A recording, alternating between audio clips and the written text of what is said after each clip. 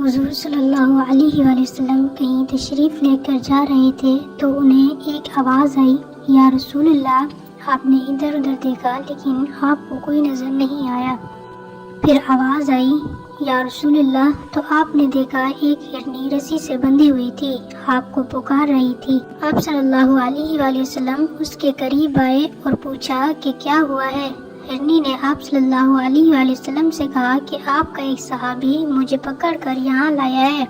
اللہ کی تقدیر پر راضی ہوں، مطلب اللہ کی راہ میں ذبح ہونے کے لیے راضی ہوں، لیکن میرے چھوٹے چھوٹے بچے ہیں، وہ بھوکے ہیں۔ اگر آپ مجھے چھوڑ دیں تو میں اپنے بچوں کو دودھ پلا کر آ جاؤں گی۔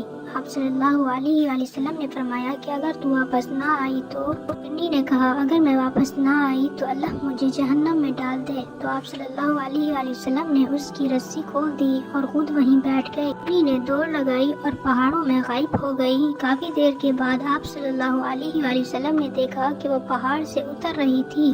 صلی اللہ علیہ وآلہ وسلم کے پاس آ کر کہتی ہے، یا رسول اللہ، میں حاضر ہوں۔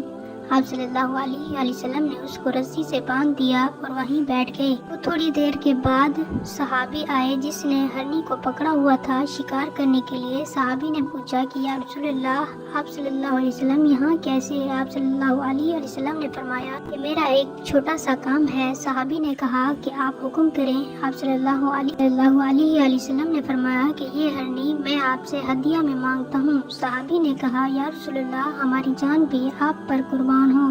اس صحابی نے یہ ہرنی آپ صلی اللہ علیہ وآلہ وسلم کو ہدیہ کر دی۔ ہرنی کے ہدیہ کرنے کے بعد آپ صلی اللہ علیہ وآلہ وسلم نے اس کی رسی کھولی، کہا کہ اپنے بچوں کے پاس چلی جاؤ اور خوشی مناؤ۔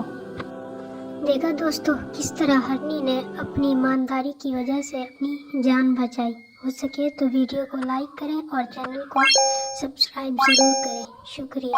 اللہ نگہبان رہے۔